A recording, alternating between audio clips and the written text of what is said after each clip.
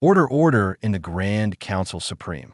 Chancellor Zack's thunderous voice echoed through the crystalline chamber of the Galactic Council, his forearms raised in unison, demanding silence from the chattering representatives of 300 spacefaring civilizations, the humans again, with the Umans Shanseo Zetus Mutaret running one of his hands through his luminescent head tendrils. Ambassador Krell, you have the floor. Present your report on their latest expansionist. Tendank, Ambassador Kell Autol Aristocratique. Figure with silver-scaled skin that caught the light of the chambers. Floating orbs rose from his seat, unlike many of his fellow Draconians who preferred more militant positions. Kell had always advocated for diplomatic solutions. His reputation for level-headedness had earned him this coveted position in the Grand Council. Honored members of the Council, Krell began, his voice carrying the characteristic harmonics of his species. The humans continued to establish colonies at an unprecedented rate. In the past solar cycle alone, they have terraformed 12 previously uninhabitable worlds there. Technology, he paused, letting the magnitude of the situation sink in there. Technology advances at a rate that defies all our previous models of civilizational development. The chamber erupted in worried murmurs. A Zoran representative, their crystalline form pulsing with anxiety, spoke up, but they're confined to their sector. Yes, the Treaty of New Saturn still holds. Krell's expression darkened. Technically, yes, but they're pushing the boundaries. Their survey ships have been spotted increasingly close to the Draconic expanse. Military commander Vexer has already filed 3 official complaints about their presence near our mining operations. These primitives need to be taught their place. The booming voice belonged to General Vax, author Vexer, superior and one of the most decorated military leaders in the Empire. His massive form covered in battle scarred scales rose from his seat. They emerged from their little blue world barely 2 centuries ago. Who are they to challenge the authority of civilizations that have ruled the stars for millennia? Krell felt his scales bristle at the general's tone, but maintained his diplomatic composure. Perhaps we should remember that these primitives managed to achieve in 2 center is what took most of us to millennia. Their adaptability is remarkable. Their arrogance is remarkable. Vaxer spat back. They treat space as if it's their playground, their birthright. Before Krell could respond, the chamber's emergency communications array burst to life. A holographic figure materialized in the center of the room. Commander Vexer himself. His scales were pale, almost white with stress. High Council, there's been an incident. Chancellor Zoz leaned forward. What kind of incident? We engaged a human vessel near the Draconic expanse. They refused to leave our space. Standard protocol was followed. Warning shots were fired, and Krell felt his heart sink. The human ship's shields failed unexpectedly. Our shots, there was a child aboard. A human child. She didn't survive. The silence that followed was deafening. Krell watched his expressions of shock, dismissal, and even contempt played across the faces of his fellow council members. They didn't understand. They couldn't comprehend what they had just done. Her name, Fear, continued his voice. Barely a whisper, was Emily Chan. She was 8 Earth years old. Surely the humans will understand it was an accident. Someone asked. Krell's laugh was hollow, devoid of any humor. Understanding, you really don't know humans at all, do you? He turned to face the council, his voice rising with urgency. We have just killed one of their children. They're young. Do any of you understand what that means? Before anyone could respond, every communication device in the chamber began blaring simultaneously. On the central holographic display, a simple message appeared in stark red letters. You killed our child. Now you will learn why humans are fear. The message was signed United Earth Government, speaking for all humanity. Krell closed his eyes, knowing that everything was about to change. The Empire had ruled the stars for 10,000 years. But in their arrogance, they had just made the biggest mistake in their history. They had awakened a sleeping giant, and its name was humanity. Commander Vexer sat in his quarters aboard the Imperial warship Destinies, Claw watching the recorded footage for the H-100th time. The small human vessel, barely larger than a standard transport, drifted just inside the border of the Drake Expanse, its designation Deep Space Research Vessel. Chun, Earth Registry, you are in violation of Imperial space. His past self announced through the comm. Withdraw immediately or face consequences. The response came back crystal clear. This is Dr. Robert Chun.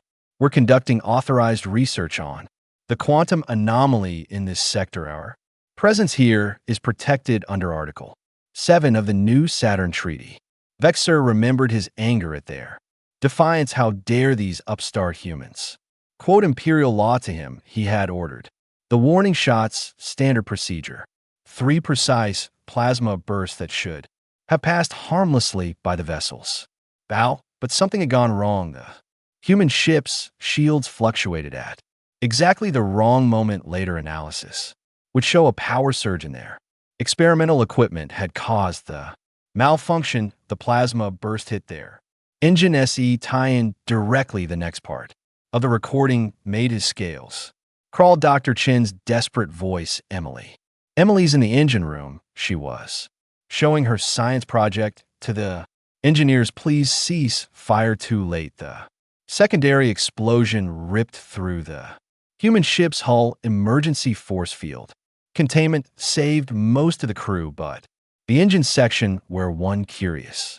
8-year-old human child had been proudly showing off her model of a quantum DRV. Back in the present, Vexer communication panel lit up another message from the Grand Council demanding explanations, seeking reassurance. They still didn't grasp the gravity of what had happened. Just a single human child. General Vaxer had declared dismissively, regrettable, yes, but hardly a cause for concern. The Empire has faced far worse diplomatic incidents, but Commander Vexer had seen the footage that didn't make it to the council. The mother's scream when they found Emily's body. The father's dead. I'd stare as he transmitted the coordinates of the incident to Earth. Command. The absolute silence from the human crew as they waited for rescue. Most disturbing of all was the final transmission from Dr. Chun before the human rescue ships arrived. No threats, no curses, just 8 words: you should have killed all of us. Instead, the Imperial High Command dismissed Ed as human emotional hyperbole. They approved a standard compensation package expressing regret for the unfortunate incident. Later that night, as Vexer prepared for sleep cycle, his personal AI assistant interrupted with an alert. Every human ship across the galaxy, military and civilian alike, had just changed their transponder signatures to include one additional line. Remember Emily Chun, age 8, murdered by the Empire. Vexator felt true fear for the first time in his long military career. The Empire had forgotten one crucial detail about humans. They were the only known species that would burn down the universe to avenge a single child. That the United Earth government's ultimatum arrived on every Imperial communication channel. Simultaneously, no diplomatic flourishes. No room for negotiation, just 5 demands: 1 immediate surrender of Commander Vexer and all personnel involved in Emily CH death. 2 complete dismantling of all military installations within 50 light years of human space. 3 unrestricted access to Imperial territories for human vessels for 10,000 worlds as compensation. 5 public acknowledgement of the Empire's crime against humanity. The Grand Council laughed. 10,000 worlds, unrestricted access. The humans had clearly lost their minds with grief. That the Empire controlled millions of systems, their fleet numbered in the hundreds of thousands. Their technology was the product of 10 millennia of advancement. Let them rage. General Vaxer declared they will learn respect through forced the Empire deployed its 7th fleet to the human border, 500 capital ships, each capable of reducing a planet. To ash a show of force to remind these upstart humans of their place in the galaxy, they never saw the attack coming. The first sign was when every Imperial quantum communications network went dark. Simultaneously, then their navigational systems failed, ships dropped out of hyperspace into unknown coordinates. Defense platforms turned on their own installations impossible. The Imperial Techmaster said our systems are unhackable. The humans are centuries behind our cyber security. The second wave hit before they could recover. Microscopic machines, billions of them, began appearing in Imperial world's atmospheres. They consumed military equipment with terrifying efficiency, leaving civilian infrastructure untouched. Weapons crumbled to dust. Warships collapsed into clouds of metallic sand. But the true horror came with the third wave, a new kind of weapon, something that defied Imperial physics. They called it the Void Blade, a beam of pure gravitational distortion that cut clean through planetary shields like they didn't exist.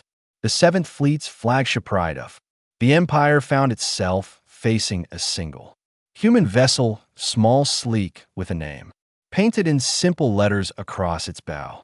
Remember, Emily, the human ship broadcasted a message across all frequencies. We tried to keep her safe. We followed your rules.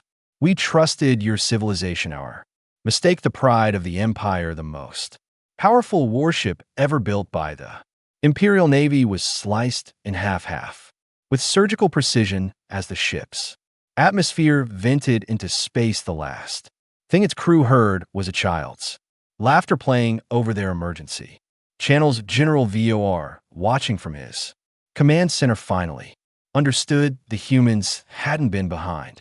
Technologically, they had been holding back content to play by the Empire's rules until now. A final transmission reached him before his systems went dark.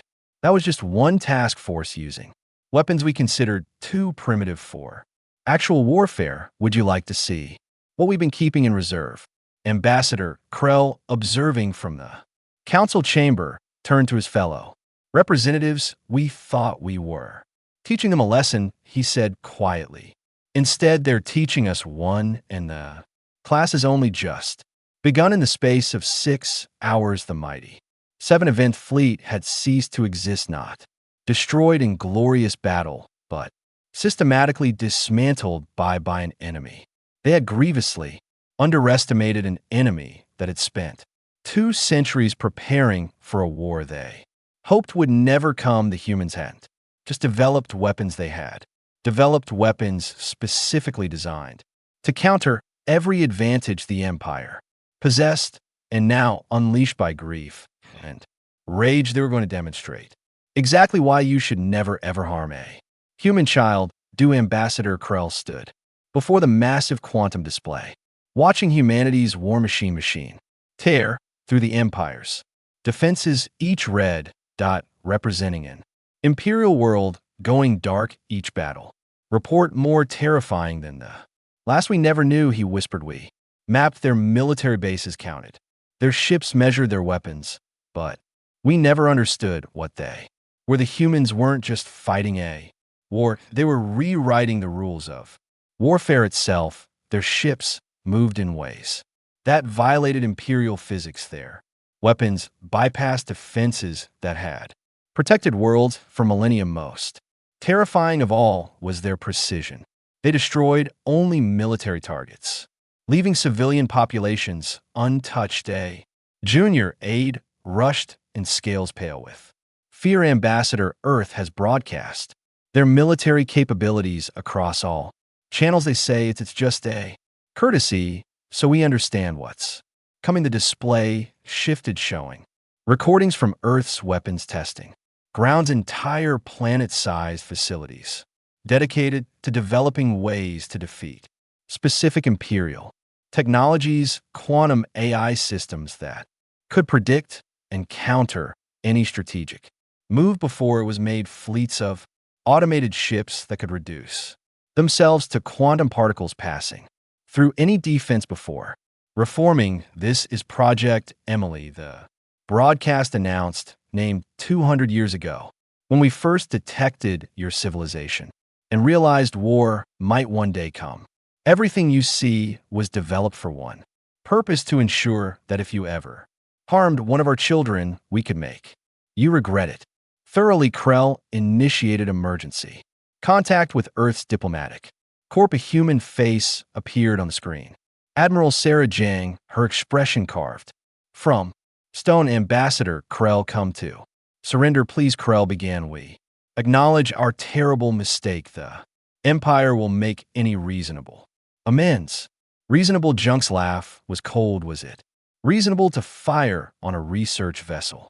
Was it reasonable to dismiss a child's death as a diplomatic incident? The Empire has ruled for 10,000 years. Surely we can 10,000 years of evolution, and you never learned the most basic rule of the universe: don't hurt someone's kid. Your Empire's time is over, Ambassador. The only question is how many more worlds you want to lose before accepting that fact. The transmission cut off moments later. Another 100 Imperial worlds went dark. Krell turned his aide. Get me everything we have on human family structures, their attachment to their young, their concept of revenge, everything. The data streamed in painting a picture that made his heart stop. Humans would destroy everything they had built, burn every advantage they possessed, just to avenge one of their children. They were the only known species that grew more dangerous, not less, when protecting their young. 10,000 years of power. Krell muttered, watching another defense fleet disappear from the displays, undone because we thought their restraint was weakness, their patience was fear, and their warnings were empty threats. The humans had tried peaceful contact. They had followed the rules. They had built their colonies slowly, carefully, respecting imperial boundaries, not out of weakness, but because they hoped war would never be necessary. The Empire had mistaken their hope for peace as proof of inferiority. Now they were learning that humanity's greatest weapon wasn't their advanced technology or superior tactics. It was their capacity for retribution. Day by day, the Empire watched its worlds fall, not through brutal conquest, but through surgical strikes that left their military might in ruins while preserving civilian life. The humans released their classified weapons list, not as a threat, but as a courtesy. They call it the Emily Protocol, a comprehensive catalog of humanity's military capabilities that had been developing since their first contact with alien life. Project Sandcastle turned entire defense fleets to glass, their molecular bonds disrupted by targeted quantum fields. The Empire's mighty dreadnoughts became crystalline sculptures, beautiful and useless monuments to their hubris. The Ghost Division ships that could phase between dimensions simply appeared inside planetary shield barriers. No alarms, no warnings, just human marines materializing in command centers, their weapons already drawn. But worst was the light of dawn, a weapon that could selectively disable any technology more advanced than what humanity had when they first reached space. Entire worlds found themselves thrown back to pre-space flight civilization in seconds. Your Empire, the human commander broadcast, was built on the assumption that older means wiser, that tradition equals strength. Today, you learn otherwise. The Centauri sector, heart of imperial military production, fell in 6 hours. The legendary fortress worlds of the Outer Rim lasted barely a day. The quantum gates that had connected imperial space for millennia blinked out, one by one replaced by human FDL corridors that only Earth vessels could access. Admiral Jang personally led the assault on New Genesis, the Empire's oldest colony and symbolic heart. Her flagship, now renamed for Emily, didn't fire a single shot. Instead, it broadcast a simple message on all frequencies: the Laughter of human children playing the psychological impact was devastating. Imperial forces began surrendering at the mere sight of human vessels, the mighty races that had looked down on humanity now begged for mercy only to receive the same response, the same mercy. You showed Emily Chun, but it wasn't mindless revenge. Every human strike was calculated, every target chosen with surgical precision. They weren't destroying the empire, they were dismantling it piece by piece with the same methodical care a scientist might use to take apart a complicated machine. The Drachnid expanse, where Emily had died, received special attention. Human forces converted it into a memorial system. Every military installation was transformed into a school or research center dedicated to peaceful sciences. The exact spot of Emily's death became the site of the largest hospital in known space, specializing in pediatric care for all species. Remember, the humans broadcast as another world fell. We didn't want this war. We would have been content to grow slowly, to learn from you, to build something together. But you taught us a different lesson instead. Now we're teaching one of our own. In the grand scheme of the galaxy, it had been just one child, one small life among trillions, but that the Empire was learning was exactly the point to humanity. There was no such thing as just one child. The Empire's last desperate gambit came in the form of a super weapon, the Star Killer device, capable of forcing a sun to go supernova. The message was clear: surrender or we destroy entire systems. Humanity's response came within minutes, not with weapons, but with laughter. Did you think we hadn't prepared for this? Admiral Junk's voice echoed through Imperial Command. Look up. Above every Imperial world, human quantum satellites activated, revealing themselves after decades of invisibility, each capable of containing a supernova within a pocket dimension.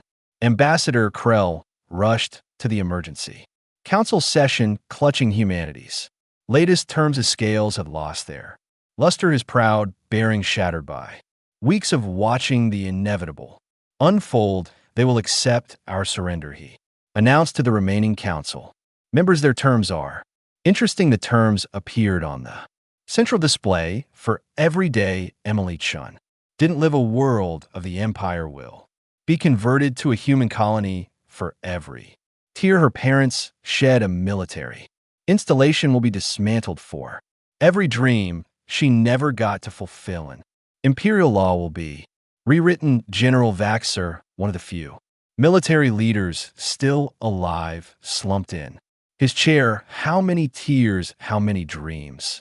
Krell's voice was barely a whisper. They sent us the calculations. 8,724 tears documented from her parents. 76,586 estimated dreams based on average human lifespans and childhood development data. They're being merciful. Krell continued, ignoring the shocked gasps. They could demand everything. Instead, they're offering us a chance to learn. Every world they take will include Imperial citizens who wish to stay. Every installation they convert will employ our people. Every law they change will protect all species, not just humans. The council chamber fell silent as the implications sank in. The humans weren't just winning the war, they were rewriting the very foundations of galactic civilization. There's one more condition, Kell added. Every Imperial child will be educated alongside human children. They call it the Emily Chun Memorial Education Initiative, to ensure, in their words, that no empire ever forgets the price of arrogance. Again, the council voted unanimously to accept the terms. Not out of fear, though there was plenty of that, but because for the first time in 10,000 years, they saw a future that might be better than their past. As Krell transmitted the Empire's acceptance, a final message came from Earth. Your society valued power over compassion, tradition over growth, pride over wisdom. Emily Chin died because of those values. Her death marks the end of That era the galaxy will know a different way forward, one measure not. In territory controlled or ships, commanded, but in children protected and dreams preserved 100 years after Emily Chen's death. Ambassador Krell stood before the new galactic assembly. Gone were the crystalline spires and ancient thrones of the Imperial Council. In their place a simple circular chamber where representatives of all species sat as equals. The galaxy prospers. Krell addressed the assembly, his voice carrying the weight of centuries. Our children learned together in schools built where warships once docked. Our scientists collaborate in research centers converted from military bases. And everywhere, in every world, we remember the central display activated, showing the Emily Chen Memorial on Earth, a simple hologram of a smiling 8-year-old girl eternally frozen in time, surrounded by actual children of countless species playing together. The humans could have destroyed us entirely. Kel continued, and instead they chose to remake us. The Empire's fall wasn't marked by burning worlds or shattered planets, but by the sound of children laughing. He gestured to the latest reports. Trade between worlds had reached unprecedented levels. Scientific advancement accelerated beyond Imperial era predictions. The combined knowledge of thousands of civilizations once hoarded by the Empire, now freely shared. But never forget the price of this peace. Krell warned, one child, one small life, that the Empire in its infinite arrogance thought insignificant. We thought ourselves immortal, undefeatable, wise beyond measure. A child's death taught us otherwise. The assembly chamber walls turned transparent, revealing the stars beyond. Each point of light represented not just a world, but a promise kept. The humans had rebuilt the galaxy not through fear, but through a simple principle: protect the children, all children at any cost. Commander Vor's grandson now headed the largest pediatric research institute in known space. General Vor's descendants served as peace officers in human colonies. The Empire's greatest weapons laboratories had become universities, where species once forbidden to interact now studied together. Emily Chen died because we believe power came from strength. Krell concluded. She lived on because humans showed us that true power comes from compassion. Remember her name not as a warning, but as a promise that in this galaxy, every child, human, imperial, or otherwise, will live to see their dreams. As Krell stepped down from the podium, his aged eyes caught sight of a small human girl playing with a young Draconian in the assembly's courtyard. The human child was teaching the Draconian a game, something involving jumping between marked spaces on the ground. Ambassador K, the human child, called out, waving, "Want to play hopscotch with us?" Krell felt his heart squeeze. A century ago, such a scene would have been unthinkable. The mighty Empire would never have stooped to play children's games, but the Empire was gone. In its place stood something far stronger, a civilization built not on the power to take life, but on the promise to protect it. As Kel joined the children's game, he heard Emily Chen's laughter echo across the stars. Noted vengeance, but enjoy. The galaxy had learned its lesson, and somewhere he hoped a small 8-year-old girl was smiling